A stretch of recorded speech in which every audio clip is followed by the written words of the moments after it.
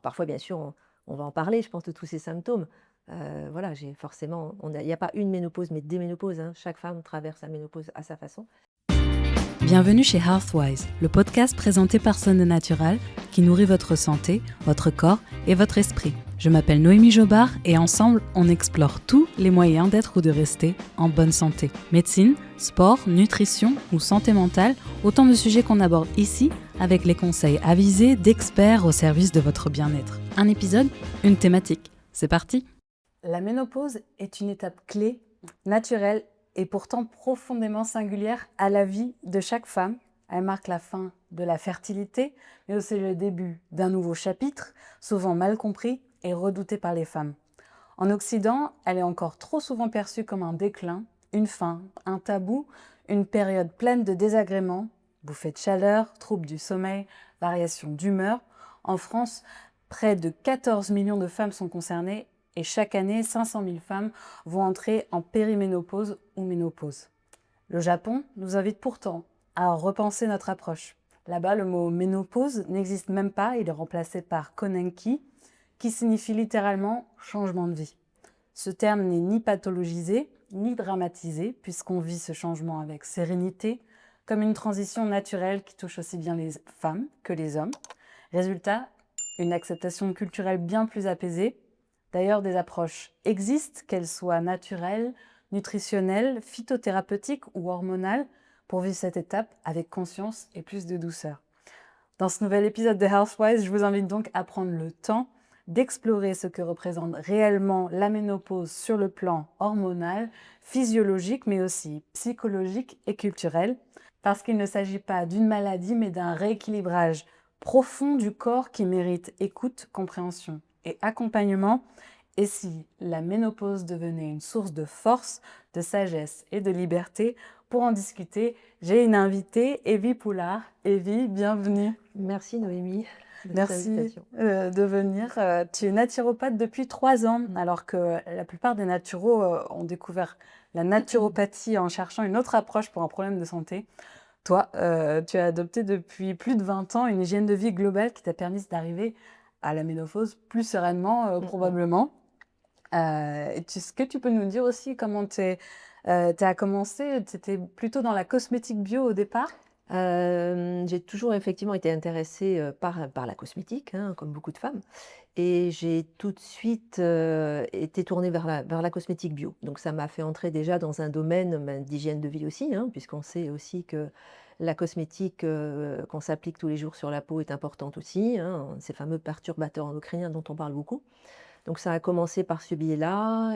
En parallèle aussi, j'étais très portée aussi sur la cuisine. Mhm. Donc ça m'a amenée aussi à commencer à réfléchir aussi à comment cuisiner aussi les choses différemment, apporter dans son assiette aussi une bonne nourriture. Donc voilà, ça m'a suivie pendant toutes ces années. Donc j'ai beaucoup lu de choses. Tu as euh, écrit beaucoup. En fait, j'avais à l'époque effectivement cette boutique. Donc, j'ai ouvert une boutique de cosmétiques bio. J'avais 40 ans à l'époque. Et en 2006, hein, donc il y a bientôt 20 ans. Et à côté, effectivement, j'avais un blog déjà où je commençais à parler, bien sûr, de cosmétiques, mais aussi des recettes. Et puis, commencer à parler de naturopathie, sans le Mhm. savoir à l'époque. Quoique j'ai retrouvé des articles de l'époque où j'utilisais ce terme déjà. Et donc, où j'essayais d'apporter encore une fois des informations pour améliorer aussi la santé, quoi. Tu as découvert le vitaliseur. J'ai découvert le vitaliseur de Marion il y a aujourd'hui plus de 15 ans. Mm. Donc, bon, à l'époque, c'était bon, alors, c'était pas le début, hein, puisqu'il existe depuis 1985, mais moi, c'était vraiment une découverte parce que un autre moyen de cuisson et on n'avait pas aujourd'hui tout ce qu'il y a au niveau des informations, même Mm. pour le vitaliseur, les recettes, comment l'utiliser, etc. On avait un tout petit qui existe encore, hein, un mode d'emploi, mais c'était voilà, c'était plus compliqué de la prise en main. Mais bon, j'ai pas non, enfin, j'ai quand même continué à l'utiliser, bien sûr, Mhm. au cours de toutes ces années. Et je pense qu'effectivement, ça a été aussi un moyen d'améliorer ma santé, mon bien-être, parce que ce qu'on ce qu'on mange, enfin, la façon dont on cuit les aliments est très importante pour Mm. préserver les nutriments. Donc tout ça a fait que toutes ces années, bon, j'ai évolué. Bon, bien sûr aussi, la vie fait que fait pas toujours ce qu'on veut, donc j'avais toujours cette hygiène de vie en parallèle et à côté, j'ai fait d'autres choses dans la vie aussi, hein, et mon dernier métier que j'ai fait pendant 10 ans, je suis arrivée un peu par hasard là-dedans, mais c'était dans la banque, rien à voir. Ouais. Pour autant, voilà, c'était toujours à côté de moi et puis quand j'ai quitté la banque il y a environ maintenant 6 ans, c'est revenu à la surface, hein, voilà, maintenant, voilà, je vais faire ce qui m'a toujours, habité en fait Mmh. et voilà, c'est passé par la naturopathie et là, j'ai Et tu décidé t'es vraiment de formée? me Ouais. former, à l'école, Esculape à Aix-en-Provence, donc ça dure, 3 ans les études, Mmh. donc voilà, donc Et ça fait 3 ans du coup, ça que tu fait, oui, exerces? 3 ans, donc après, et je me suis vite, demandé aussi, comment j'allais accompagner, mes futures clientes, surtout clientes et en fait, la ménopause est vite apparue parce qu'en fait, c'est quelque chose que je traverse, hein, je suis Mmh. ménopausée et en revanche, je pense que c'est important aussi on peut accompagner bien entendu des personnes même si on ne traverse pas les problématiques, hein, évidemment, mais forcément quand on traverse ça, il y a quand même un rapport avec les clientes qui est différent, Mmh. puisque forcément, je les comprends en fait, Comme, hein. une sœur quoi. Oui, Mmh. je les comprends, je Ouais. comprends ce qu'elles traversent. Alors parfois bien sûr, on va en parler, je pense, de tous ces symptômes. Voilà, j'ai forcément il y a pas une ménopause, mais des ménopauses, hein. Chaque femme traverse la ménopause à sa façon. Donc parfois il y a encore des symptômes, voilà il y a vraiment beaucoup, beaucoup de symptômes, hein, dans cette Mmh. ménopause, hein, Et du coup, les gens aujourd'hui, ils te connaissent plutôt par, Instagram, Facebook et ton site, oui. le magazine Le de la magazine de nature. la naturopathie, voilà, je Voilà. voulais, c'était encore un terme parce que je me suis dit: «Voilà, c'est encore un endroit où je veux, partager, informer», vraiment ça qui me tient à cœur depuis très longtemps, partager, les connaissances que je peux avoir à mon niveau et donc ce magazine, voilà, donc sur, aussi bien mon site internet que sur Instagram, là, c'est Naturopathie Magazine Mmh. et c'est ça vraiment qui a commencé vraiment à me faire connaître, mon site Instagram, parce qu'on sait que maintenant c'est quand même un moyen, Mmh. voilà, assez important pour développer même son activité, donc Et tu continues à écrire le dimanche? en fait, ce qui nous passionne, il n'y a pas de jour férié, donc oui, ça peut m'arriver, le dimanche de lire des livres ou d'écrire des articles pour mon site internet, pardon, ou des posts Instagram. Bon, en revanche, c'est vrai que, en général, le week-end, j'aime bien aussi, profiter, de mon mari aussi, Oui. donc et Passer voilà, du temps. on passait du temps, on passe beaucoup de temps ensemble, donc mais bon, évidemment, puis ça dépend de la période, là. Ça va être l'été, on aime bien bouger, la mer et Sortir. cetera. Bon, l'hiver, on est un peu plus, parfois à la maison, donc oui, bien sûr, le dimanche, Mmh. voilà, dès que j'ai un moment, ça m'habite, hein, donc c'est toujours, il y a pas de, dans ce métier, en fait, il y a pas de jour férié, il y a pas de vacances, hein, Mmh. voilà, c'est tout le temps. C'est Mais tout c'est le bien, temps. parce que c'est un métier, de passion, en fait. Et du Donc coup, on va aborder un mmh, sujet, qui est revenu souvent et qui a mmh, été, demandé. ouais. Et du coup, on peut commencer par le terme ménopause, Mmh, qui a été inventé en 1821 par un médecin français, ouais. Charles de Gardanne. Mmh. Est-ce que, le fait que ce soit inventé par un médecin, Mmh. est-ce que cette vision médicale et parfois pathologisante, de la ménopause influence encore, en fait, la manière dont les femmes, voient la ménopause? Oui, certainement, hein, donc c'était un homme, médecin, donc il y a 200 ans. Donc certes, à l'époque, il cherchait quand même à comprendre ce qui se passait. On voyait bien qu'il se passait quelque chose chez les femmes autour de 50 ans, voire même avant, hein. Mmh. Mais et donc et notamment, il a, vu qu'à partir du moment où il y avait plus de menstruation, voilà, il se passait vraiment quelque chose. Donc d'où le terme ménopause, hein, méno pour ménarche et pause, donc la fin des règles. Mmh. Donc et il fallait, je pense aussi à l'époque, trouver, un traitement. En fait, c'est l'approche aussi de l'allopathie, hein, de la médecine, traditionnelle. C'est, un symptôme, un traitement, une maladie, un traitement. Donc c'était plus vu par le biais effectivement d'une maladie qu'il fallait traiter Mmh. et 200 ans après, bon évidemment les choses ont bien évolué heureusement, surtout depuis les dernières années vraiment avec aussi, hein, tous ces réseaux où on en parle beaucoup. Mais il y a encore oui une approche, ah, on va mettre ouais comme tu disais en introduction, ce n'est pas une maladie, Mmh. donc la ménopause n'est pas une maladie. Pour autant, oui, il y a beaucoup de femmes, qui voient peut-être pas ça comme une maladie, mais en tout cas, avec qu'une approche médicale et il Mmh. faut traiter le symptôme. Alors bon, il y a des causes évidemment qui sont aussi fonctionnelles, hein, il y a le vieillissement qui s'installe, il y a des choses, on ne peut pas, on peut pas revenir dessus, on va dire. Mais oui, il y a encore, vraiment une approche, trop médicale, de la ménopause, hein, oui. Et parfois même peut-être trop minimisé euh, par les femmes ou Mm. par le corps médical. Oui, trop minimisé parce que, en tant que femme, on le sait, hein, toi aussi, on a appris tout le temps à souffrir en silence, Ouais. malheureusement. Et Moi, de croire que c'est normal. on croit que c'est normal de souffrir, notamment quand on est en période, on va dire, entre guillemets, «de fertilité», d'avoir mal quand on a ses règles, d'avoir des migraines, et non, c'est pas normal. Donc et cette ménopause aussi avec tous les symptômes, hein, qui peuvent arriver, on se dit: «Bah, c'est la ménopause, c'est normal». Alors évidemment, bien sûr qu'il y a un changement au niveau corporel, physiologique, hormonal. Pour autant, c'est pas normal non plus heu, voilà, d'avoir mal, de souffrir vraiment de symptômes très invalidants. Donc il faut vraiment en parler. Voilà. On décrit souvent la ménopause comme d'un moment précis, et notamment les dernières menstruations. Ouais. Mais en réalité, c'est un processus en 4 étapes. Est-ce que tu peux Mmh. nous expliquer les Ouais. différentes phases du changement hormonal de la préménopause Ouais. à la postménopause, et à quel moment chaque étape Mmh. intervient Ouais. dans la vie d'une D'accord. femme? Effectivement, on se réveille pas un matin ménopausé, ça c'est clair, hein, voilà. On sait aujourd'hui que l'âge moyen de la ménopause est autour de 51 ans, et on va traverser, des phases avant d'arriver à cette ménopause et notamment cette préménopause, qui peut durer, environ, 4 voire 10 ans. Donc Mm. on connaît l'âge moyen, ça peut intervenir déjà dès l'âge de 40 ans.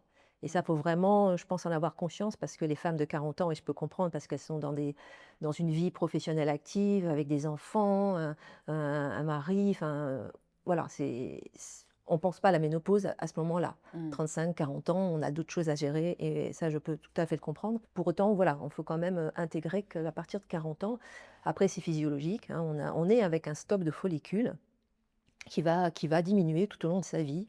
C'est physiologique et quand on n'en a plus, voilà, c'est la ménopause, hein, qui est installée. Donc il y a cette préménopause, la première phase, qui peut même se découper en deux phases, hein, cette préménopause.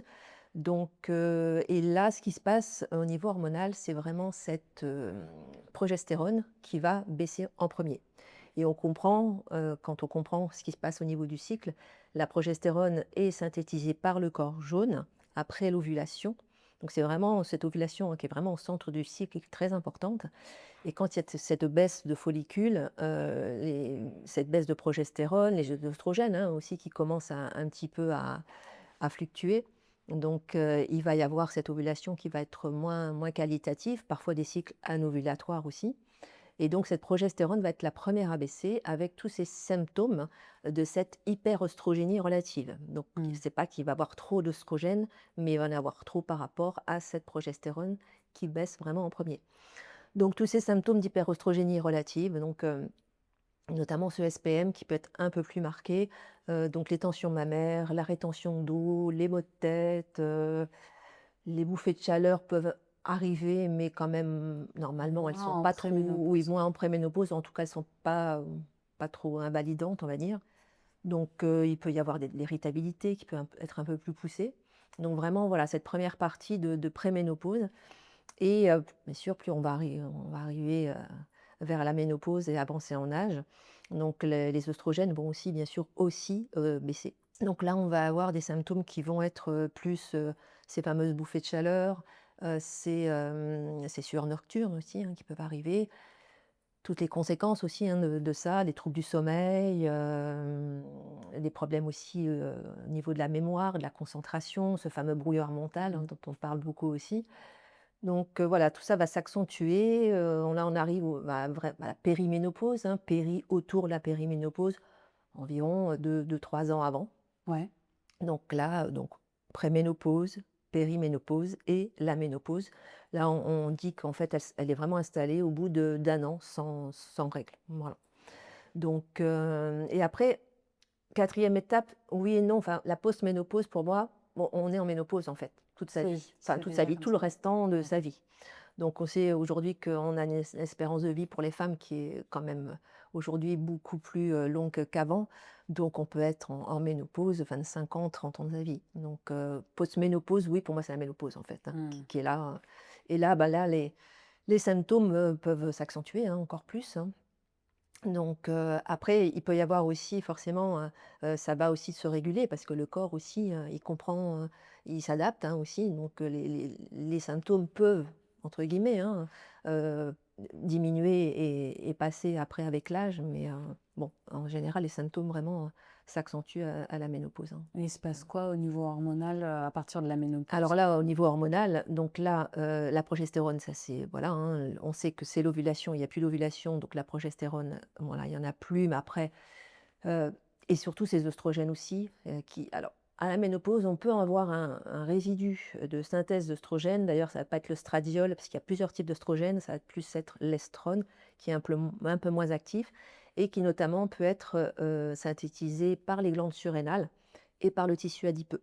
Donc c'est pour ça que le corps aussi de la femme change. Mmh. Le corps n'est pas notre ennemi, il est bien fait aussi. On peut avoir cette synthèse, d'œstrogènes à la ménopause. Mais en général, voilà, les stocks sont vraiment au plus bas, Mmh. donc et avec tous ces symptômes que l'on connaît. On n'a pas du tout mentionné la testostérone, mais est-ce que ça Oui, intervient c'est dedans? vrai, c'est parce qu'on est vraiment toujours sur ces oestrogènes, la progestérone, c'est Ouais, vrai, c'est les hormones féminines principales, mais il y a vraiment cette testostérone aussi qu'on a, hein, qu'on ouais. synthétise aussi, dans une moindre mesure par rapport aux hommes, mais il ne faut pas oublier qu'elle est très importante aussi parce que c'est une hormone qui va stimuler la libido, la santé cognitive, la vitalité, donc tout ce qui est donc aussi dans la santé cognitive, donc la concentration et aussi, on le sait moins, mais dans la confiance en soi. Ah! Voilà, OK. la testostérone pour la confiance en soi. Donc c'est une hormone importante aussi qui baisse aussi à la ménopause. Il faut faire attention aussi parce qu'elle baisse, mais en revanche, elle peut aussi prendre le dessus parfois, justement par rapport à c'est toujours un équilibre, hein, hormonal qu'il faut trouver et on peut être en hyperandrogénie relative toujours par rapport à ces 2 hormones qui ont baissé. Donc on peut avoir aussi, par exemple, la pilosité qui augmente Mmh. chez certaines femmes. Donc c'est aussi l'hormone aussi, la testostérone qui, Ouais. C'est intéressant voilà. de savoir ça et c'était intéressant aussi pour moi de savoir que la périménopause, ça peut durer, 4 à Oui, même 10 ans, tu ouais. disais, avec des symptômes parfois très précoces. Pourquoi il y a des Mmh femmes mh. qui sont plus touchées plus tôt que Ouais. d'autres? Et en fait, qui serait le signe, le premier signe qui pourrait arriver, Mmh mh. pour dire qu'on est Ouais. déjà en périménopause? Alors, comme je disais, il n'y a pas une ménopause, mais des ménopauses. Mmh. Chaque femme va vivre sa ménopause différemment. Qu'est-ce qui va influer sur, déjà même l'âge, hein, d'arrivée de la ménopause, c'est les symptômes aussi qu'on peut avoir plus ou moins. Bon, il y a une part de génétique, hein, c'est certain. D'ailleurs, parfois, on demande à quel âge ta mère a été ménopausée pour un OK. peu savoir, à quel âge nous on peut avoir cette ménopause. Mais pour moi, il y a surtout l'épigénétique, hein, toute cette hygiène de vie en fait, hein, Mmh. qu'on met en place. Qu'est-ce qui va que nos gènes vont s'exprimer ou pas? Il y a 4 piliers vraiment de santé, hein, en naturopathie, hein, qui est l'alimentation, l'hygiène, la gestion du sommeil, la gestion du stress, des émotions et l'activité physique et c'est, en fait, comment, la femme va avoir, équilibré ces piliers de santé tout au long de sa vie, qui fait que, elle va pas arriver de la même façon, en fait, à la ménopause, hein, La ménopause, moi je dis toujours, ça se prépare. Ça se Mmh. prépare vraiment en essayant d'équilibrer ces 4 piliers de santé et qu'est-ce qui peut, indiquer à une femme effectivement qu'elle entre dans cette période? Bah, déjà, on le sait physiologiquement comme on disait, le stock de follicules, va baisser donc de toute façon, il faut s'attendre à ce qu'elle arrive. Bah, c'est ces symptômes dont on a parlé, hein, donc vraiment, identifier vraiment, bah, les cycles, hein, aussi qui peuvent devenir irréguliers, j'en ai pas Mmh. parlé, bien sûr, ces cycles, ils deviennent irréguliers, donc vraiment tous ces symptômes liés à cette progestérone qui va baisser, hein, l'irritabilité, le SPM un peu plus marqué, voilà, tous Mmh. ces symptômes, dont on a parlé. OK. Bon, bah, au moins je sais, du coup, quand est-ce que ça va arriver et ensuite, quand elles sont en ménopause, c'est quoi les plaintes les plus rapportées? Donc il y a beaucoup de symptômes de ménopause, mais les motifs vraiment, les plus fréquents, hein, il y a la prise de poids qui est La vraiment prise de poids? ah oui, la prise de poids à la J'aurais ménopause. pensé les bouffées de chaleur en Non, eh 1er. ben, non, la prise de poids. C'est vrai qu'on parle beaucoup des bouffées de chaleur, hein, c'est un symptôme et il y a beaucoup de femmes qui n'en ont pas ou très peu. Moi, j'en ai très peu. Donc, mais c'est vrai, c'est le symptôme dont on parle le plus, qui est le plus courant. Donc, mais la prise de poids, c'est vraiment un sujet. On voit son corps changer aussi à la ménopause. Donc, et cette prise de poids qui peut intervenir, c'est un sujet, hein, toujours, c'est toujours resté un sujet pour les femmes. Donc, cette prise de poids, donc bien sûr les bouffées de chaleur, les sueurs nocturnes, les troubles du sommeil aussi, beaucoup. Mais tout est en interconnexion aussi. Qu'est-ce qui peut arriver? Les problèmes de concentration parfois ou de brouillard mental. Il y a même parfois des femmes qui se disent: «Qu'est-ce qui se passe? J'ai Alzheimer», parce que, parfois on arrive dans une pièce, on ne sait pas ce qu'on fait là ou ce qu'on est Ah venu oui. chercher, voilà, il y a des petites choses comme ça qui sont quand même impactantes, hein. Donc, voilà, c'est les symptômes les plus courants, ouais que Et à ce moment-là, une fois qu'on sait qu'on a les symptômes, est-ce qu'on fait un bilan hormonal systématique? Moi, je conseille toujours, de toute Ouais. façon, alors quand on est vraiment à la ménopause, de faire un bilan de toute façon et même, quand la femme veut prendre le traitement hormonal de la ménopause, de toute façon, le médecin va faire un bilan, hein. C'est vraiment le moment de savoir où on en est aussi à plein niveau, hein, au niveau carence micronutritionnelle, au niveau de la thyroïde, au niveau de l'insuline, parce qu'il faut savoir que physiologiquement aussi, on a une baisse, hein, au niveau du métabolisme, hein, de cette thyroïde qui commence à ralentir, qui va impacter beaucoup de choses dans le corps. Donc, c'est très important de faire un bilan.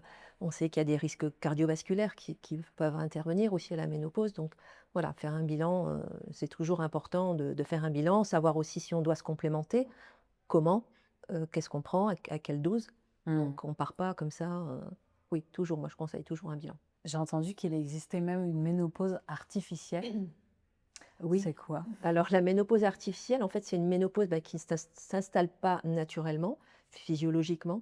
Donc ça peut arriver notamment, quand, on a pour raison médicale une hystérectomie, une ablation donc de l'utérus, mais avec les ovaires. Ce qui fait que là, il y a plus de cycle, hein, c'est terminé. Mm. Donc là, on peut être en ménopause du coup. On peut aussi, par des traitements chirurgicaux assez lourds, notamment la chimiothérapie, la radiothérapie, entrer en ménopause aussi. Et alors c'est plus rare, mais ça existe aussi, ce qu'on appelle l'insuffisance ovarienne précoce, avant 40 ans, où là, le stock de follicules s'épuise Mm. anormalement et on n'a plus de follicules, donc plus de cycle et là, on est entré, en ménopause aussi, donc là, c'est compliqué, à 40 ans d'être en ménopause quand même. Et il y a beaucoup de symptômes Mmh. peu connus et non reliés à la ménopause. Est-ce que tu pourrais nous donner quelques exemples qui sont un peu surprenants?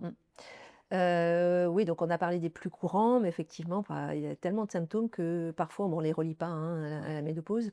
Donc, notamment, il peut y avoir une sécheresse au niveau salivaire, qui s'installe, une sécheresse, alors on parle beaucoup de sécheresse, des muqueuses, notamment la sécheresse, je vais y arriver, vaginale, mais on oublie que ça impacte toutes les muqueuses. Donc on peut Mm. avoir aussi une sécheresse oculaire, une Mm. sécheresse au niveau nasal aussi, et ça on y pense moins. Mm. On peut avoir aussi une langue aussi qui brûle, une langue, qui gonfle un peu, donc un symptôme très, très bizarre, l'oreille qui gratte. Ah oui. Il faut savoir en fait qu'on a des récepteurs aux oestrogènes partout, partout dans le corps, donc cette baisse, hein, hormonale peut impacter beaucoup de parties du corps. Perte d'équilibre aussi qui peut arriver, il y a aussi beaucoup de récepteurs au niveau de l'oreille interne, donc voilà, il y a des symptômes comme ça. Et puis, alors c'est pas, comment dire? Ce sont pas des symptômes bizarres, mais les troubles digestifs, en fait, on les relie pas non plus à la Mm. ménopause, mais ça va s'accentuer aussi à la ménopause. Et c'est quoi les signaux d'alerte pour les femmes qu'elles ne doivent pas ignorer? Ou là, vraiment, il faut vraiment consulter quand ça arrive. Quand il y a vraiment des symptômes très, invalidants et récalcitrants, qui ne passent pas même avec un traitement hormonal ou un traitement d'une approche naturelle. Je pense aux bouffées de chaleur et aux sueurs nocturnes. Donc Mm. ça, il faut vraiment aller consulter, parce qu'il y a c'est prédictif aussi de risques cardiovasculaires, notamment Mm. ces fameuses, bouffées de chaleur. Les sueurs nocturnes aussi, elles peuvent être aussi induites par des hypoglycémies, donc un risque de diabète de type 2. Donc voilà, c'est des signes aussi, enfin tous ces symptômes qui vont être très, très poussés, très, est très récalcitrant et tout ce qui touche aussi la sphère cognitive. Mmh. Quand on a vraiment parce que là aussi, hein, c'est vraiment des symptômes. Alors ça peut aller de la déprime et jusqu'à la dépression, donc il faut faire très attention. Mmh. Voilà, aller vraiment voir, On en parlera tout à voir l'heure, son j'ai après. Ouais, préparé mmh, toute une d'accord. partie là-dessus. D'un point de vue physiologique, est-ce que tu peux nous expliquer un peu plus le mécanisme d'une bouffée de chaleur? Alors là, j'en ai une, non, je rigole. Heu, alors c'est un mécanisme qui est quand même encore, heu, un peu mystérieux quand même, hein. Bon, on sait bien sûr que c'est rattaché notamment à l'hypothalamus, hein, la zone du cerveau qui est très importante aussi, hein, qui régule aussi beaucoup ces hormones. Et cet hypothalamus, c'est aussi le centre de la thermorégulation. Mmh. Donc et avec ces règlements hormonal, donc il va y avoir, l'hypothalamus qui peut aussi lui, comprendre des signaux qui ne sont pas bons et notamment au niveau de la variation, de la température. Et dans ce cas, ce qui va se passer, lui, il fait chaud, donc il va envoyer tous les signaux pour faire baisser cette température, les bouffées de chaleur, les palpitations cardiaques. Le mécanisme des bouffées de chaleur, c'est vraiment une onde, hein, qui part vraiment, de la poitrine, qui va monter comme ça jusqu'au visage. Donc il faut vraiment le vivre, hein, pour savoir, c'est pas, on peut avoir chaud là, ça va être l'été, on a chaud, c'est vraiment différent. C'est vraiment une onde de chaleur, à la surface de la peau qui est vraiment différente et des femmes vraiment le vivent très, très mal, hein. Ça Mmh. peut aller vraiment, très invalidant ces bouffées de chaleur. Et il y a beaucoup de femmes qui en ont, ou plus de femmes qui en ont, ou plus de femmes qui n'en ont pas? Il y a quand même finalement plus de femmes qui n'en ont pas. C'est un symptôme dont on parle beaucoup, mais il y a 70 des femmes qui n'en ont pas ou alors, voilà, en tout cas pas à des niveaux, Ce sont handicapants, ou quoi. que ce soit handicapants. Pourquoi la ménopause, elle impacte aussi, notre humeur, notre système nerveux, notre sommeil? Mmh. Ah Ça oui, vient alors, d'où? système nerveux, sommeil, humeur, bon tout ça de toute façon est interconnecté. Il faut savoir que ces 2 hormones, hein, toujours oestrogène, progestérone, c'est 2 hormones antagonistes en fait, hein, donc c'est pour ça quand c'est équilibré, tout va bien. Les oestrogènes, elles, ont plus un impact donc sur notre système orthosympathique et cette dopamine, donc le système, de la motivation, du dynamisme. En revanche, la progestérone, elle est une hormone qui va plus activer le système, parasympathique de la relaxation, pardon, et ces neurotransmetteurs qui sont plus la sérotonine et le GABA. Donc on voit tout de suite, à la ménopause quand, ça baisse d'un côté et de l'autre, surtout cette progestérone qui va Mmh. baisser en premier. Elle va impacter notre humeur, c'est cette sérotonine, hein, qui va aussi baisser. Et puis on a aussi le stress, hein, qui est très impactant aussi, qui peut être qui va être moins bien géré aussi à la ménopause avec ce cortisol qui va augmenter. Donc tout ça va faire que le système nerveux va être impacté. Ça peut donc engendrer l'irritabilité, de la fatigue, tout ça va engendrer des troubles du sommeil Mmh. qui, eux, vont être aussi, qui peuvent aussi être augmentés par les bouffées de chaleur, les sueurs nocturnes. Donc on est fatigué, donc du coup, voilà, et c'est le cercle Cercle vicieux. vicieux, C'est le ouais. cercle vicieux, hein, vraiment. Mais voilà, c'est et puis la testostérone, hein, on a parlé aussi, j'en reviens quand même, mais c'est aussi une hormone qui est importante puisque c'est aussi une hormone, qui va baisser. C'est une hormone aussi qui est importante aussi dans la sphère, neurocognitive aussi, hein. Il y a la dépression que tu mentionnais tout à l'heure, qui est parfois liée à la ménopause, mais sans que ce soit clairement identifié. Alors, comment on fait le lien entre, déséquilibres hormonaux et santé mentale? Alors oui, il faut faire vraiment la distinction entre la dépression clinique, qui est une maladie, hein, et qui peut d'ailleurs intervenir à tout moment de la vie en fonction des événements marquants, qu'on peut vivre, et cette dépression, hormonale, hein, et qui là est vraiment liée à ce déséquilibre hormonal, donc Mmh. cette progestérone qui va vraiment impacter, la sphère, psychique, émotionnelle.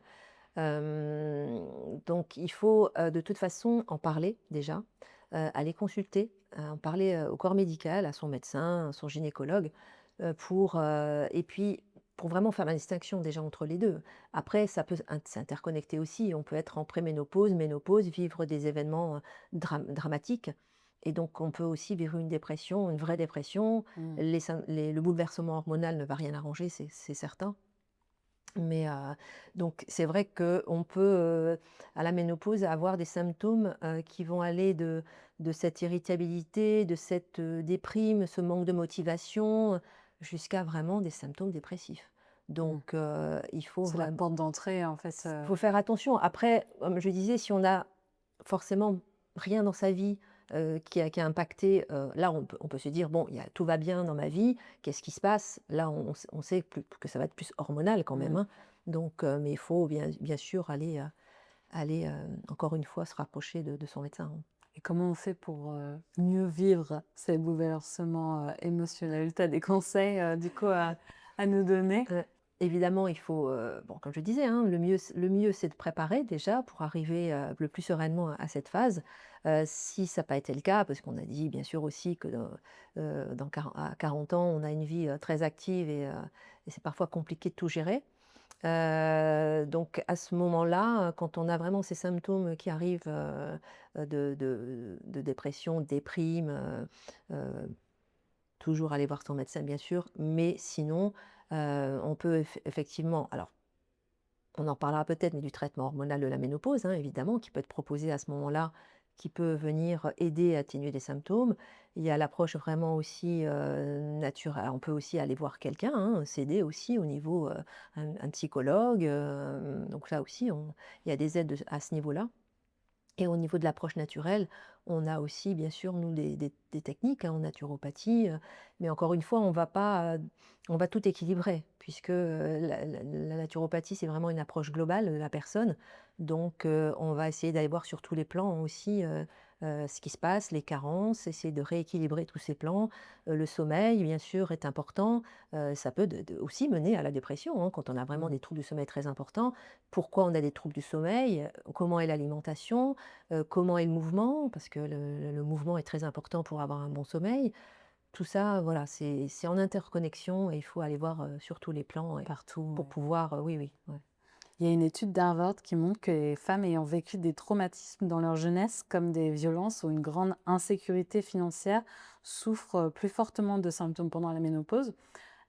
Du coup, après toute une vie de stress, parfois accumulé, bah, du coup, dès l'enfance, je me demande quel rôle joue le stress chronique et les expériences passées, Mmh sur mh. la ménopause et comment on Ouais. comment Mmh on mh. peut voir, si Oui. ça vient de là Bien aussi? sûr.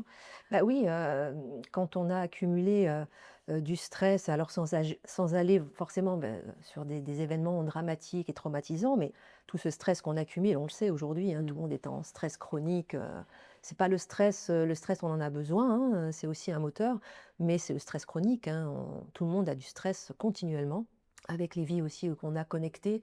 Hein, c'est compliqué aussi, donc ça n'arrange rien. Quand on a quand même ce stress chronique qui s'est installé tout au long de sa vie, bah, ça va épuiser, les surrénales, hein. Les surrénales, quand on arrive épuisé au niveau des surrénales à la ménopause, quand on sait qu'elles peuvent prendre le relais aussi par une synthèse d'œstrogènes, on va forcément être moins bien préparé, hein, à la ménopause.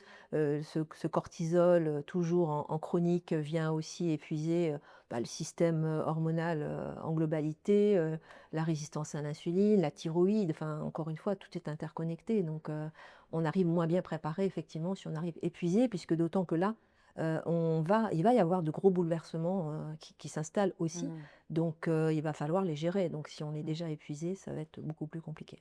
Tu disais tout à l'heure qu'il y avait des symptômes, dont on lie pas forcément aussi à la ménopause, comme les troubles Ouais. digestifs, mais il y a aussi, la fatigue, les dérèglements de la thyroïde, que tu viens de mentionner aussi.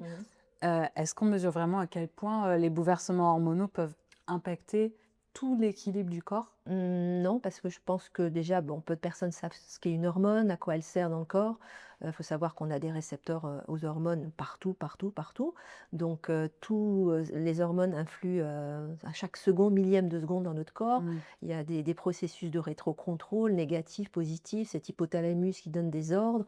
Ensuite, quand le travail est fait, entre guillemets, l'organe dit: J'ai fait mon travail», ça remonte à l'hypothalamus pour baisser son signal. Enfin voilà, c'est en interconnexion tout le temps. On parle de symphonie hormonale. Pas moi qui ai inventé le terme, je ne sais plus où je l'ai entendu.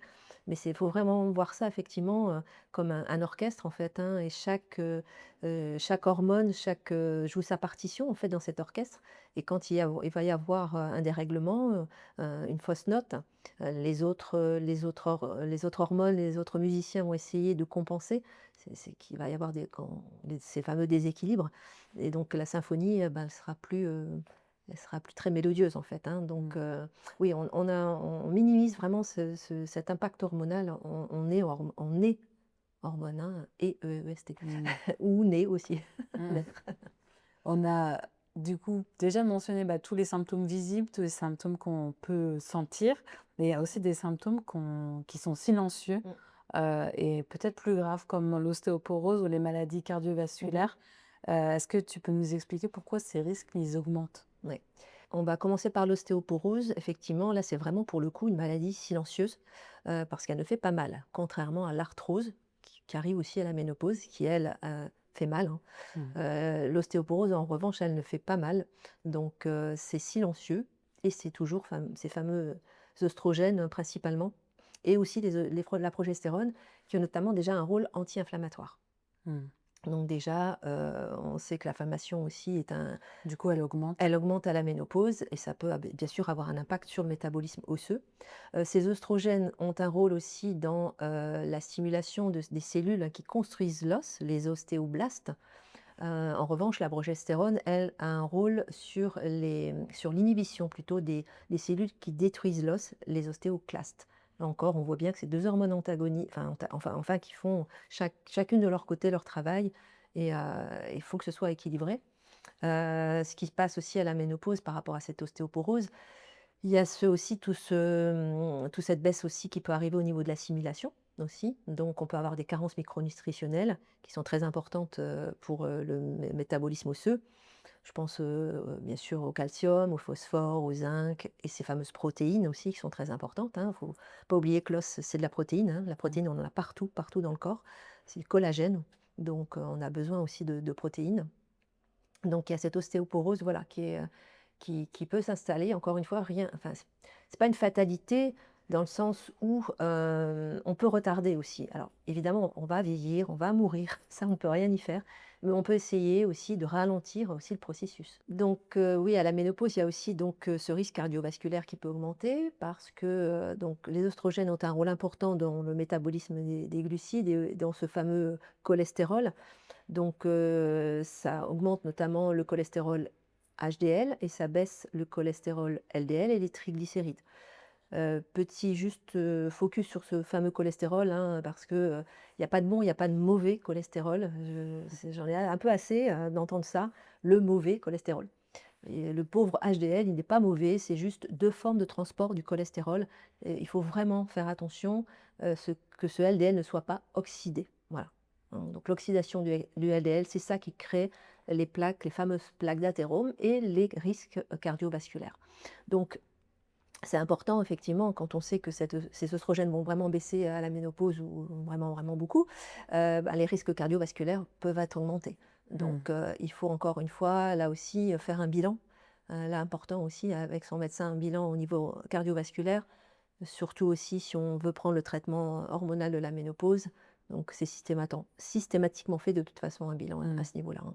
Et du coup, oméga 3 quand même, antioxydants, Oui, de pour toute façon, il faut, moi, pas uniquement la ménopause, hein, pour moi, c'est toute sa vie, hein, faire attention à prévenir. cette inflammation qui est chronique, hein, de bas grade, hein, dont on parle beaucoup, qui peut aussi, via les bilans, être «diagnostiquée» entre guillemets, par cette fameuse CRP ultra sensible qu'on fait rarement, mais vraiment la CRP ultra sensible. Donc et cette inflammation, bah, oui, c'est déjà aussi par son assiette, hein, apporter des antioxydants, par la complémentation avec ces fameux oméga 3 anti-inflammatoires, mais aussi bien autre chose. Mais oui, c'est Mmh. très important de faire attention à ces risques cardiovasculaires à la ménopause, hein, ouais. Du coup, ça, c'était vraiment des choses dont on parle peu, Mmh. mais il y a encore une autre chose qu'on mentionne Mmh. assez peu souvent, c'est le syndrome métabolique Mmh, et mmh c'est mh. vraiment flou pour moi. Ouais. Est-ce que tu pourrais me dire, à quel moment ça intervient, dans la Alors ménopause? alors le syndrome métabolique, alors quand on parle de syndrome, c'est un ensemble de symptômes. Donc ce syndrome métabolique, pour être diagnostiqué, il faut avoir au moins trois symptômes, on va dire. Donc il y en a plusieurs, hein, sur plusieurs. Donc il va y avoir une glycémie élevée dans le bilan, une insulinémie élevée, une pression artérielle, hein, élevée aussi, triglycérides élevés et ce fameux HDL qu'on dit bon cholestérol, lui, en revanche, qui va être bas. Et surtout aussi, on va mesurer la ceinture abdominale. Et au niveau de la femme, il ne faut pas que ça dépasse 88 cm. Voilà. Donc après, encore une fois, ce n'est pas une fatalité. Donc pourquoi ça interviendrait à la ménopause? Pas forcément. En revanche, bien sûr, on vient de le voir avec les risques cardiovasculaires. Évidemment, il y a des choses qui vont se passer au niveau hormonal et qui peuvent augmenter les risques. Mais encore une fois, pour moi, avec une hygiène de vie qui est revue, et quand je parle d'hygiène de vie, c'est global avec tous les piliers de santé dont on a parlé, c'est pas une fatalité, comme le poids n'est pas une fatalité, la prise de poids à la ménopause. Parce que ça fait quoi le syndrome métabolique quand on a ces 3 critères? Quand on a ces critères, c'est prédictif des maladies cardiovasculaires et aussi du diabète de type 2. OK. Donc, J'ai même vu que quelques kilos en trop pouvaient être protecteurs pour la ménopause. Est-ce que c'est vrai? oui, ce que je disais tout à l'heure, le corps n'est pas notre ennemi, il est bien fait.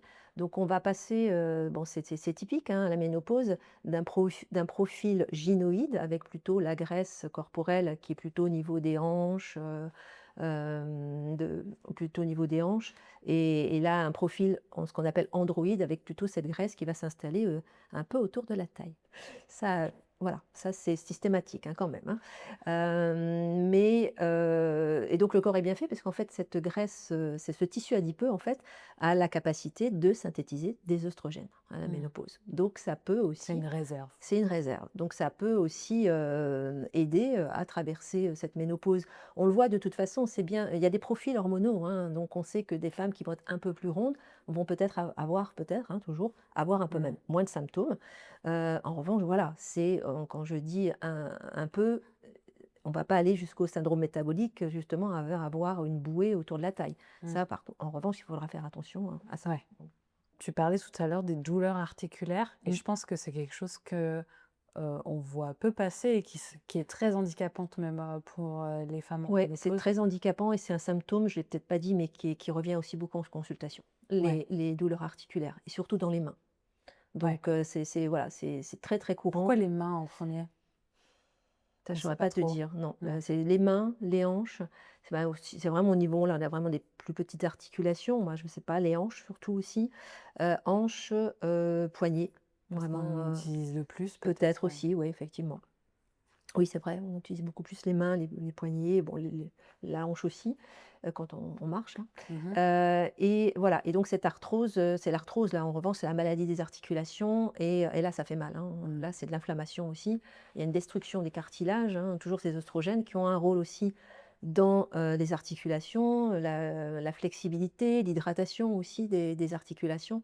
Donc, quand il y a une baisse des oestrogènes, oui, ça impacte vraiment aussi les douleurs articulaires, hein, qui est vraiment ça peut être très handicapant aussi, hein. Et puis les oestrogènes sont anti-inflammatoires, la progestérone aussi un peu. Donc l'inflammation augmente aussi, donc et douleurs, hein, douleurs, raideurs, voilà, c'est vraiment. Il y a une baisse de collagène aussi. Oui, il y a une baisse de collagène, de synthèse de collagène. Les oestrogènes stimulent la synthèse de collagène.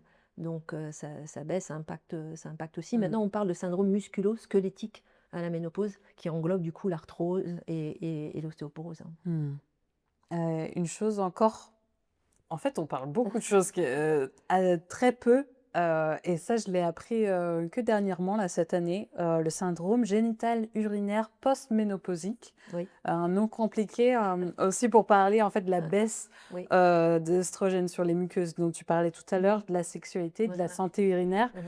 Comment on prévient ça et comment on soulage? Alors, ce qu'on appelle le SGUM, hein, maintenant, c'est Le connu SGUM, comme le c'est un syndrome mot, génito-urinaire de la ménopause. Ouais. Donc, parce que oui, il y a aussi ces deux sphères, hein, qui vont être impactées, la sphère urinaire et tout ce qui est sphère, oui, au niveau du vagin et des muqueuses. Donc, au niveau urinaire, effectivement, il y a des symptômes, hein, qui peuvent intervenir. Pareil, on ne les relie pas non plus à la ménopause, mais des envies fréquentes d'uriner, des fuites urinaires, des cystites aussi à répétition, parce qu'on sait que ce pH vaginal va baisser, donc il va être moins acide et donc plus apte à développer des bactéries pathogènes, hein, donc des cystites à répétition, des mycoses aussi. Donc là, on est plus dans la sphère vaginale, mais au niveau urinaire, voilà, vraiment des cystites qui peuvent être à répétition, plus fréquentes, et ouais, des envies fréquentes d'uriner, parce que, ben, encore une fois, ces oestrogènes ont un rôle aussi dans l'élasticité, la tonicité aussi, notamment de la vessie, hein, du muscle qui entoure la vessie. Donc ben, tout ça va un peu baisser et on peut avoir ouais, voilà, des envies fréquentes d'uriner ou aussi ce périnée, hein, qui va se relâcher. Donc là, ça va être aussi des fuites urinaires quand on tousse, on fait un effort un peu plus important ou quand on rit trop fort. Donc on peut avoir des fuites urinaires. Et ça, c'est vraiment des symptômes très, très, très compliqués, invalidants et dont on ne parle pas forcément non plus, donc, parce que c'est voilà, parfois un peu honteux. Donc, et encore moins donc, tous ces symptômes. Donc là, on passe sur la sphère vaginale. Donc là, toujours ces oestrogènes, hein, qui ont vraiment un rôle dans l'hydratation des muqueuses. Et donc là, on va se retrouver avec des sécheresses vaginales, des brûlures, des démangeaisons aussi. Ah oui. Ouais, ouais. Donc, et du coup, ça va impacter la sphère intime avec des dyspareunies, donc des douleurs pendant les rapports. Donc il peut y avoir aussi une baisse de libido qui peut être du coup due aux symptômes et qui est due aussi, on l'a vu, notamment à cette baisse de testostérone aussi, hein. Et puis le stress, du coup, si jamais... Et oui, après, c'est toujours douleur, pareil, voilà. Donc après, ça impacte. Et puis aussi, il ne faut pas oublier que, on en parle moins aussi, mais il y a aussi on parlait quand même du poids, hein, qui peut intervenir à la ménopause. Une apparence physique, hein, qui change aussi, qui peut être mal perçue, hein, par les femmes. Voilà, ça peut être aussi psychiquement compliqué à cette période-là, hein. Donc, Et comment on fait pour prévenir ou soulager naturellement au final? Alors concernant tout ce qui est la sphère urinaire, bon, il faut, de toute façon, encore une fois, il faut aller voir au niveau médical. Il y a des approches Gynéco, oui, gynéco, hein, on peut rééducation du périnée notamment, au niveau urinaire, là je suis, qui peut bien aider. On peut rééduquer son périnée, il n'est jamais trop tard. Donc là, aller voir au niveau de son médecin.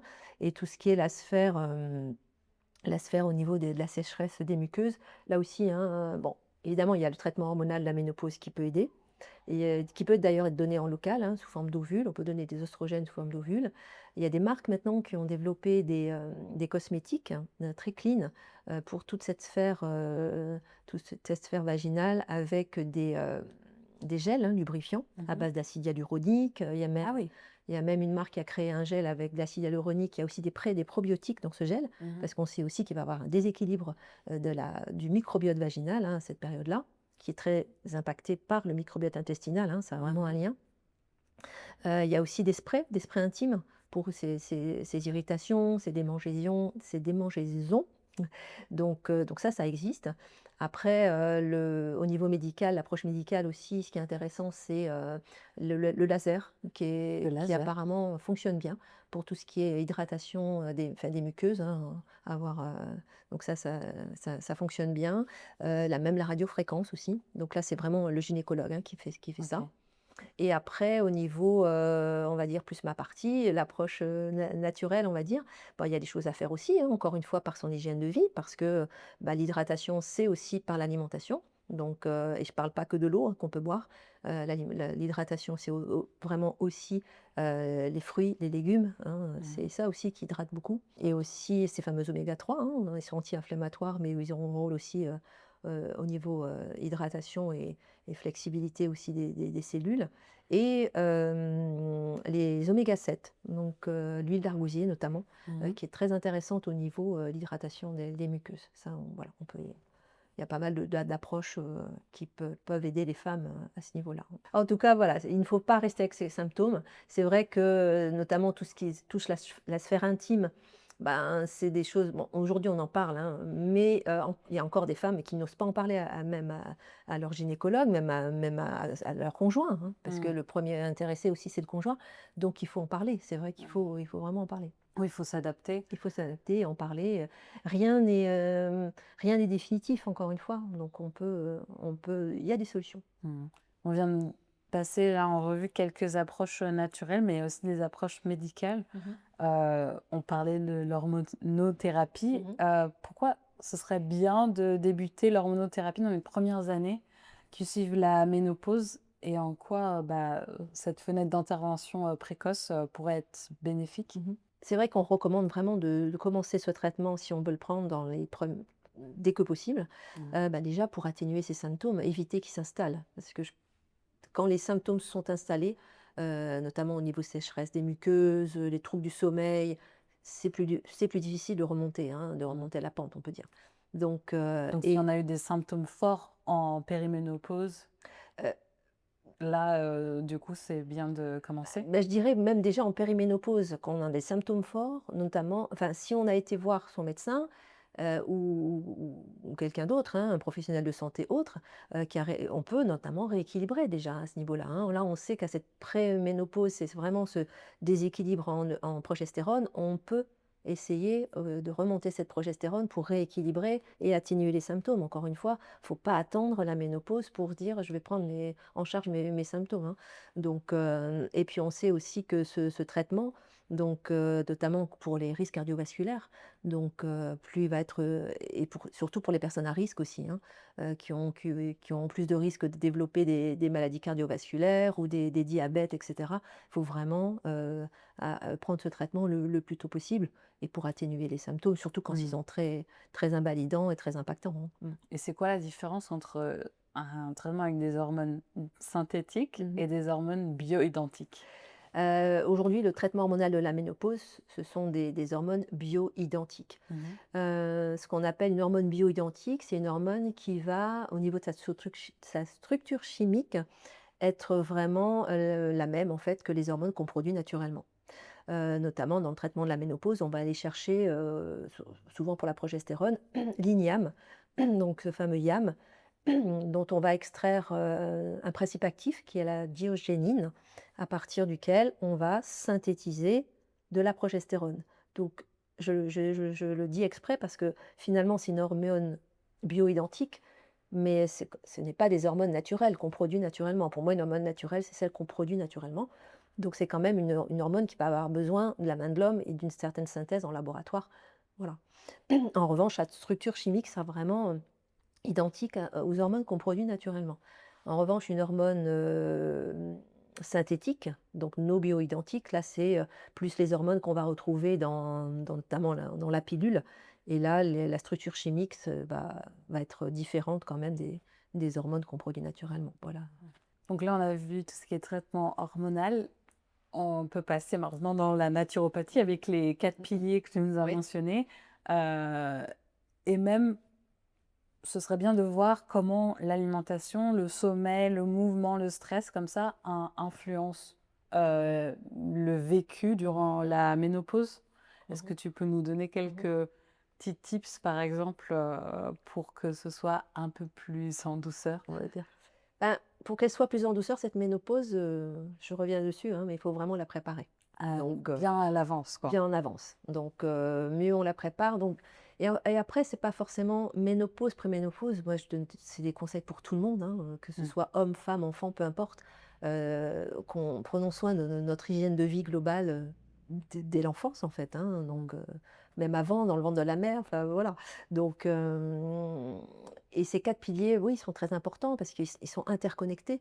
Il y a pas, j'en parle souvent en consultation, c'est toujours un point sur ça, parce que c'est pas l'alimentation et après la gestion du sommeil et après non, c'est les 4 piliers au même niveau qui interagissent entre eux, parce qu'on peut très bien manger, quoique aujourd'hui c'est compliqué, mais voilà, on peut avoir une alimentation quand même équilibrée, etc., bio, et puis finalement derrière avoir beaucoup de stress, des troubles de sommeil. Voilà, finalement, Oui, l'un va pas sans l'un va pas sans l'autre. Le stress, pour moi, c'est vraiment l'ennemi numéro 1. Donc, ça impacte beaucoup, beaucoup, beaucoup de choses. S'il y avait une chose vraiment à prendre en compte, c'est le stress, la gestion du stress. Donc, parce que là, on aura beau s'alimenter correctement, si on est stressé toute la journée, ça va pas le faire. Pour moi, c'est vraiment ça. S'il y a un conseil vraiment à donner, c'est Gestion du stress. ouais, gestion du stress. Ouais, ouais. Tu Et disais que c'était compliqué de bien s'alimenter et même dans les années 70-80, on devait manger bio sans le savoir, avoir une hygiène de vie un peu plus équilibrée, un peu plus de mouvement dans la journée par rapport à oui. des jobs de bureau, Ouais.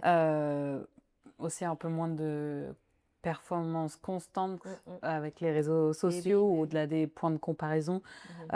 Qu'est-ce qu'on a perdu en cours de route et qu'est-ce qu'on devrait réapprendre de ces années-là? Et oui, ces années-là, moi, je les ai vécues Ouais. parce que je suis née en 66, voilà, comme ça vous saurez mon âge. Et j'ai vécu donc dans les années 70 quand j'étais jeune. C'est vrai que oui, à l'époque, on mangeait bio sans le savoir parce qu'il n'y avait pas toute cette agriculture intensive qui est vraiment arrivée dans les années 70. Donc on mangeait, oui, des légumes, des fruits, plus de saison aussi. On n'avait pas tout cet étalage dans les supermarchés. On n'avait pas de enfin, bon, ça commençait quand même, hein, mais vraiment ces grandes surfaces où il y a des étalages moi j'y vais pas, mais j'y suis allée quand j'étais plus jeune parce que c'était aussi justement après, mon éducation malheureusement parce que début des années 80, même mes parents, hein, qui ont commencé aussi à vouloir aussi, suivre aussi cette évolution, qui était pas terrible, mais bon. Et à l'époque, oui, on était, on a perdu, je pense vraiment, la simplicité, hein, dans beaucoup de choses. Dans l'alimentation en premier, parce que, tu parlais des réseaux sociaux, oui, ça il y a du bon évidemment, il y a du bon dans les réseaux sociaux. On apprend plein de choses. Moi, ça m'a permis aussi d'évoluer beaucoup aussi, dans l'alimentation, dans le bien-être et tout ça. Mais, on pour les personnes qui sont pas vraiment, professionnelles, en tout cas dans ces domaines-là, il y a beaucoup aussi on est perdu. Qu'est-ce qu'on fait maintenant? J'entends ça, son contraire, je m'en et on le voit beaucoup sur les réseaux, hein. Moi, je vois Ouais. beaucoup parfois quand il y a des posts, les personnes qui mettent un commentaire: «Mais qu'est-ce que je mange? Là, Ouais. je peux plus manger ça et ça non plus et ça non plus». C'est compliqué. Donc revenir à la simplicité. Donc déjà revenir à la simplicité des aliments, non transformés, de saison, de production locale, des assiettes simples. Pas mettre 50 choses dans son assiette. On voit beaucoup aussi maintenant des bols, avec ceci, cela, et puis qu'on n'arrive pas à digérer parce qu'il y a trop de choses en fait. Donc vraiment la simplicité, et puis, essayer aussi de se reconnecter, Avec à ça. soi, aux autres, parce que ces réseaux, c'est bien, mais on en voit beaucoup de gens qui ont des amis que dans les réseaux sociaux, des amis virtuels. C'est dommage, hein. On peut faire de belles rencontres aussi, hein, par les réseaux, la preuve, on est là. Ouais.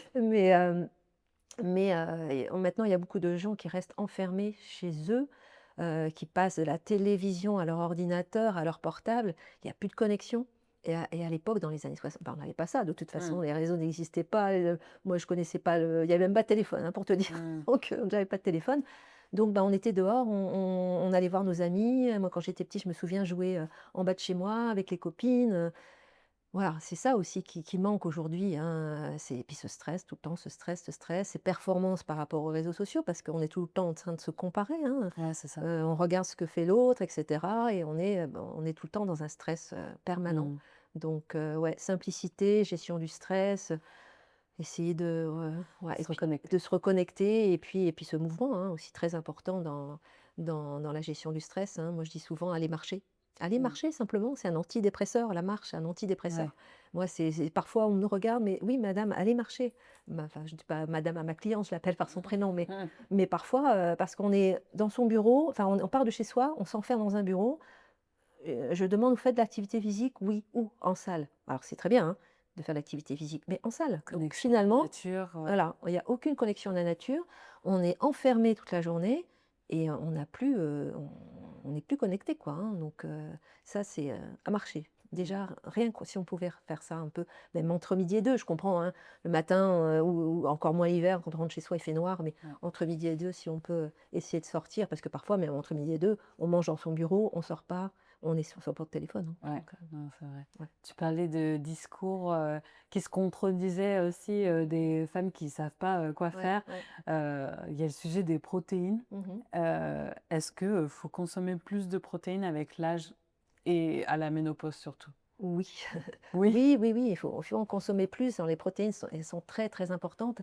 Comme on disait tout à l'heure, hein, métabolisme osseux, c'est de la protéine. On a des protéines aussi partout dans le corps. Il ne faut pas oublier que la protéine, on parle bien sûr, on pense souvent, et c'est normal, à la musculation, mais les hormones sont des protéines, les enzymes digestifs sont des protéines. On a des protéines vraiment partout dans le corps, ce fameux collagène. Donc, et ça, physiologiquement aussi, ça baisse. Donc, de toute façon, y a une baisse des protéines, de la synthèse aussi de protéines. Donc, il faut en apporter plus dans son alimentation et encore plus à la ménopause. Il faut savoir que les protéines aussi ont un rôle satiétogène, donc dans cette fameuse prise de poids. Donc, c'est important de rééquilibrer son assiette avec ces protéines, hein. Ouais, ouais. Et il y a ces fameuses protéines végétales, animales. Encore une fois, il faut rien, il faut rien Laisser de côté. laisser de Oui. côté, voilà, diaboliser. Voilà, c'était le mot que je cherchais. Il faut avoir une assiette équilibrée. Et parfois, on veut trop. Je reviens à la simplicité parce que parfois, on se creuse trop la tête et finalement, on arrive à plus savoir quoi manger et on mange plus rien. On tombe même parfois dans l'orthorexie, hein, qui peut être c'est une maladie, hein. Donc, à vouloir trop bien faire, à trop vouloir bien manger parce qu'on a écouté ça et ça et ça, qu'il fallait manger ça. On redescend, on essaye de manger simplement, quoi, hein. Une bonne protéine, des légumes, un peu de glucides, une bonne hydratation. L'hydratation, c'est très, très important aussi, rien que même dans les bouffées de chaleur, on ne sait même pas, mais rien que de bien s'hydrater peut atténuer les bouffées de chaleur. Donc, dans la prise de poids, c'est important aussi de bien s'hydrater.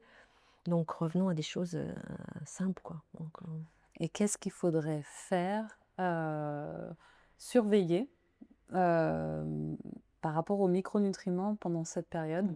Qu'est-ce qu'il faudrait vraiment checker systématiquement, voire prendre si besoin? Alors déjà, bilan. Aller Bilan. voir, hein, avant de prendre quoi que ce soit, on fait un bilan. Déjà parce qu'il y a des micronutriments qu'il ne faut pas prendre à la légère, comme le fer, la vitamine D. Il y a des choses qui, quand elles sont en excès, elles sont vraiment délétères, donc, et en carence aussi, hein. Donc un bilan, et aussi pour savoir, bah, à partir du moment où on est en déficit, en carence, on va ajuster aussi son complément alimentaire. On ne va pas prendre la même dose de vitamine D si on est vraiment en carence, vraiment, que si on approche un peu le tout santé. Donc, on va adapter aussi par rapport à ça. Donc, à la ménopause, voilà, il faut vraiment faire attention, on l'a dit, par rapport à tout ce qui est métabolisme osseux. Donc, aller voir au niveau de la vitamine D, ce qui se passe, au niveau du calcium. Je ne parle pas du magnésium au niveau du bilan, parce que là, le magnésium sanguin, ça ne sert à rien de faire au niveau du bilan. Ouais. Donc là, on se complémente de toute façon au magnésium. Manière, ouais. Le magnésium, c'est un minéral hyper important qui intervient dans plus de 300 réactions métaboliques. Donc, vitamine D, magnésium, ça va ensemble, hein. Donc, entre autres, les fameuses oméga 3, parce qu'effectivement, si dans son alimentation, on n'a pas un apport suffisant, et c'est très rare, de manger 3 fois par semaine des petits poissons gras, donc voilà, il faut se complémenter. D'autant qu'en plus, si à côté, on sait qu'il y a de l'inflammation, etc., bah, on va encore plus avoir besoin d'oméga 3. Donc ça aussi, la dose est à adapter aussi en fonction, encore une fois, de chaque personne. On va surtout aller voir du côté de sa thyroïde, faire un bilan complet de sa thyroïde. Et quand je parle de bilan complet, on le sait, c'est pas uniquement de la TSH, hein, il faut aller voir, alors T3, T4, les hormones que produit la thyroïde, certes, mais on sait que ça fluctue. Mais surtout aller voir tous les cofacteurs, ce dont la thyroïde a besoin. Et tu parlais de protéines, on parlait de protéines justement. La thyroïde a besoin de protéines, hein, d'un acide aminé qui est la tyrosine, pour fabriquer cette fameuse T4. Donc déjà, on voit déjà l'importance de la protéine. Et elle a besoin aussi on le sait, de fer, de d'iode, de vitamine D, de magnésium. Elle a besoin de tous ces cofacteurs pour notamment, enfin le corps en tout cas, transformer cette fameuse T4 en T3, qui est l'hormone active. Et donc là, c'est bien aussi de faire un bilan à ce niveau-là. On sait qu'il y a une fragilité de la thyroïde, hein, qui va arriver à la ménopause, une baisse de métabolisme qui impacte aussi le poids, hein. C'est dû à ça aussi, hein. Il y a plein de causes, hein, cette prise de poids, mais notamment cette baisse du métabolisme. Et c'est vraiment à prendre en charge, cette thyroïde. Très important. On a fait d'ailleurs un épisode là-dessus dans Healthwise, donc à voir. Ah bah voilà, ce sera plus complet. Voilà. J'ai une liste de plantes souvent recommandées dans le cadre de la ménopause. Est-ce que tu pourrais me dire si elles seraient judicieuses ou pas? J'ai la sauge en premier. Ah, c'est la plante, hein, vraiment très connue, à la ménopause, parce que c'est une plante œstrogène-like. Mmh. Donc attention, hein, pas en cas de cancer hormonodépendant. Elle va vraiment aider dans les symptômes de la ménopause, hein, les bouffées de chaleur, les sueurs nocturnes, cette baisse de libido aussi, elle est aussi, notamment au niveau de la fatigue. C'est vraiment une plante qui est très indiquée à la Mmh. ménopause, qui est très, très souvent conseillée, hein. Ouais. Ensuite, j'ai le trèfle rouge. Le trèfle rouge aussi parce que là, on est encore une fois au niveau oestrogène. C'est une plante qui contient, des isoflavones, qui contient voilà, qui va avoir aussi ses effets plus alors c'est pas une plante oestrogène-like, mais qui va être plus, voilà, dans cette visée-là, à soulager aussi ces symptômes, On stimule. courants, de la ménopause. Ensuite, j'ai l'igname sauvage. L'igname sauvage, ben, on en parlait, je l'ai évoqué tout à l'heure dans le traitement hormonal de la ménopause. On utilise ce tubercule, parce qu'il contient, notamment cette fameuse diosgénine, qui est un principe actif, qui peut effectivement, stimuler au niveau, notamment de la progestérone. Donc il est souvent indiqué, comme une plante plutôt progestérone-like. Mmh. Ensuite, j'ai l'achillée millefeuille. L'achillée millefeuille, oui, alors c'est très connu aussi, hein, plante de la femme, qui est indiquée aussi notamment en préménopause aussi, parce qu'elle va vraiment aussi avoir une action sur le cycle, hein, les règles abondantes, les règles douloureuses, donc c'est une plante qui est intéressante aussi, ouais, à la ménopause. Il y a l'achillée millefeuille et l'achillée aussi, il y a ces 2 plantes. Alors l'achillée, elle est plus, elle, vraiment progestérone-like, vraiment Mmh. indiquée en phase lutéale. Notamment en préménopause, hein, pour Mmh. rééquilibrer, parce qu'on disait justement, on peut faire des choses aussi en préménopause, bien sûr, Mmh. pour, rééquilibrer. Oui, ça en fait partie du Mmh coup. mh. Ensuite, j'ai la mélisse. Alors la mélisse, elle est très indiquée, ben, dans tout ce qui est troubles, du sommeil notamment. C'est une plante sédative et elle est très indiquée aussi surtout dans tous les symptômes digestifs pardon, qui peuvent, arriver en cas de stress parce qu'elle est antispasmodique. Mmh. Hein, on sait que, bien évidemment, maintenant on le sait, le lien intestin-cerveau, quand on a du stress, ça peut impacter la sphère digestive. Donc elle est indiquée, surtout aussi, dans cette intention-là, quoi. Mmh. Mmh. Et la dernière, c'est la maca. La maca, alors, elle est très connue maintenant, la maca, hein, c'est une plante adaptogène. On parle beaucoup maintenant des plantes adaptogènes et cette maca, bon, c'est une des plus connues. Donc on trouve soit en poudre, elle est souvent la maca jaune, il y a 3 couleurs. Mmh. Après, il y a pas vraiment d'études qui indiquent, laquelle, a plus d'effet que d'autres, hein. Je pense qu'elles sont, toutes au même niveau. Mais on trouve plus la maca jaune en poudre. C'est un goût particulier, hein, ça c'est vrai qu'on aime ou on n'aime pas. Donc on peut aussi trouver de la maca en gélule. Mmh. Et là, bah, c'est une plante adaptogène, là qui est très indiquée. Elle contient aussi des minéraux, des oligoéléments, ça peut aussi, stimuler la libido. Mmh. Donc là, elle est très indiquée aussi pour la fatigue. Elle booste la vitalité. C'est une plante qui est souvent aussi conseillée à cette Mmh. période-là. Je continue avec mes listes, si tu veux bien. J'ai aussi des citations de personnes qui ont parlé de la ménopause Ouais. et que j'ai entendues. J'aimerais bien que tu réagisses, à ces citations pour finir, voilà, et que tu me dises, voilà, ton ressenti. Alors, il y a William Cadmery qui a dit, dans une vidéo qu'on a tournée ensemble: «La ménopause, ça se prépare toute sa vie». Qu'est-ce que tu en On l'a penses? dit pendant tout le podcast, hein, c'est toujours ce que Donc je toi, dis. tu es d'accord Ah oui, avec lui? complètement, ça se prépare toute sa vie, c'est même pas, encore moins arrive à la ménopause, préménopause, mais toute sa vie, effectivement. Dès qu'on est, on on équilibre ses piliers de santé. Ensuite, j'ai Katharina Maria Burkhardt, qui a développé avec nous, les produits sur la santé féminine, qui dit, c'est assez long, attention: «La ménopause, ce n'est pas une période, c'est un seul jour, c'est-à-dire la fin des règles, le jour où vous n'avez plus eu vos règles depuis 1 an.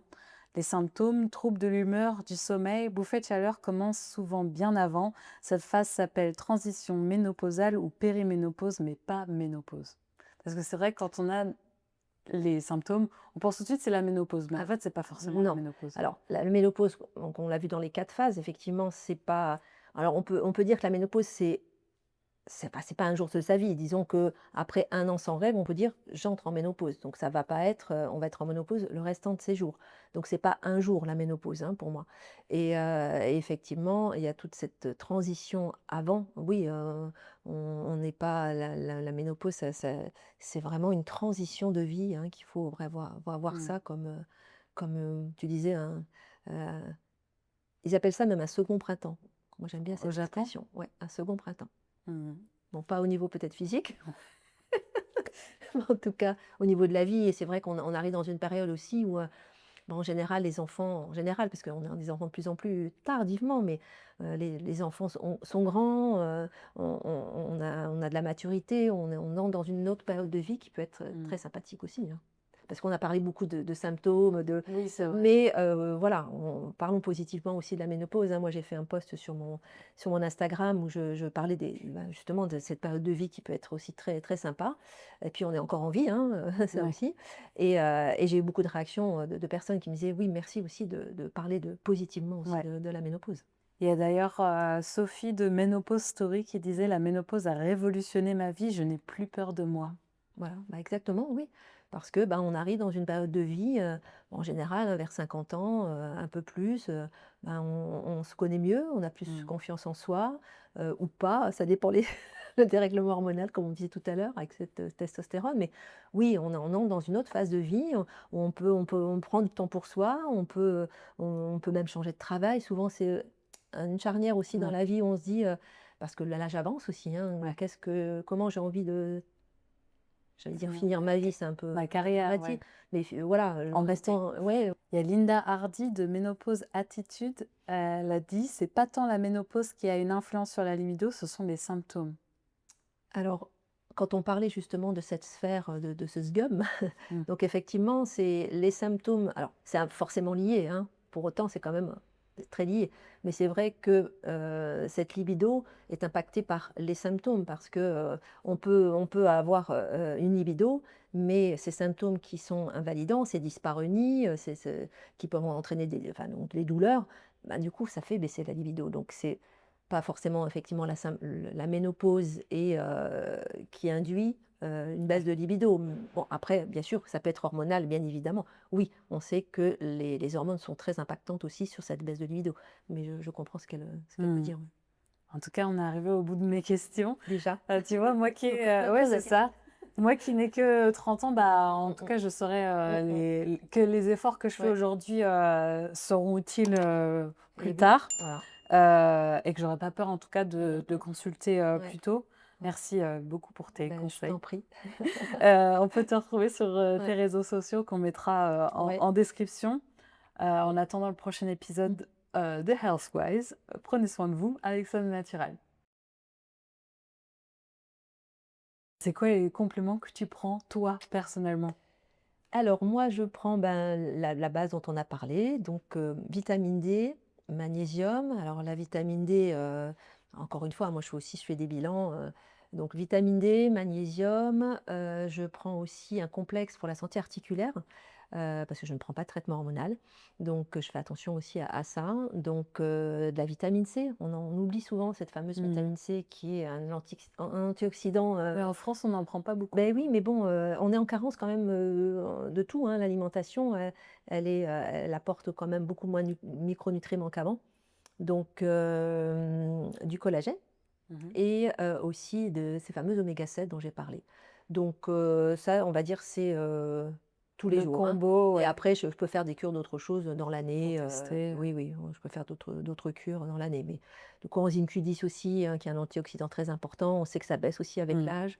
Donc voilà, je prends déjà ça. Je vais peut-être te copier, pour, donner ça à ma mère.